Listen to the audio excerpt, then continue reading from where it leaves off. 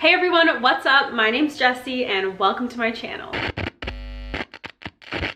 The reason we're all here, this DIY. So I've had this damn skull for well over 2 years now, so I'm very pleased that I finally figured out something to do with it, and that's all I got for that. So let's get into the DIY.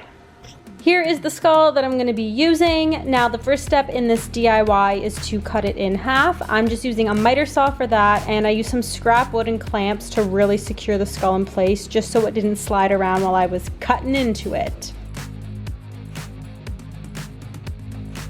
Next up, I'm going to be using my personal fave, my go-to, some black spray paint, and I'm going to go ahead and do 2 layers of paint on the skulls.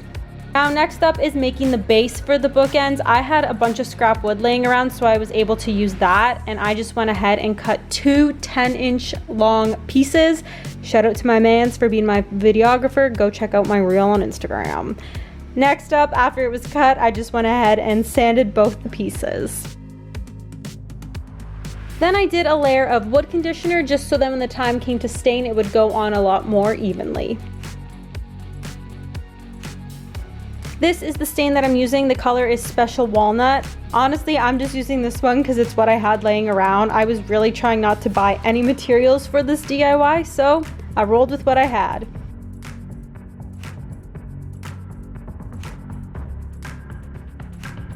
And once everything was dry, I just went ahead and doused it in clear coat. Again, I'm using this spray just because that's what I had laying around. You can use whatever you want to use. So once everything was done, I came to the realization that bookends are usually hefty as heck because, well, they're bookends. They have to keep things up. So I grabbed some concrete mixture that I had laying around from another project, mixed that up, and poured it into each half of the skull.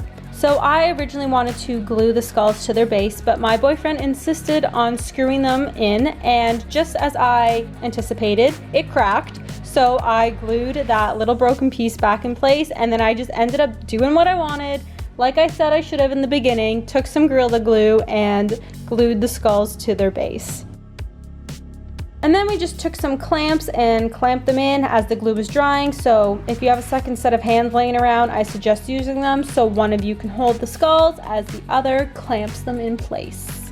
Some of the glue spilled out onto the skull after it was dry, so I just took a little bit of acrylic paint and touched it up. So is it perfect? No. Can I live with it? I guess so. So here's the end result. So that's it, pretty quick and easy. 2 words I absolutely love using to describe a DIY, and I love it even more that I was able to utilize materials that I already had because I hate spending money, especially if I don't have to, so that is always a plus. If you liked this video and DIY, please make sure you give it a thumbs up and subscribe to my channel if you haven't already, and I will see you hopefully sometime in the future. All right, bye.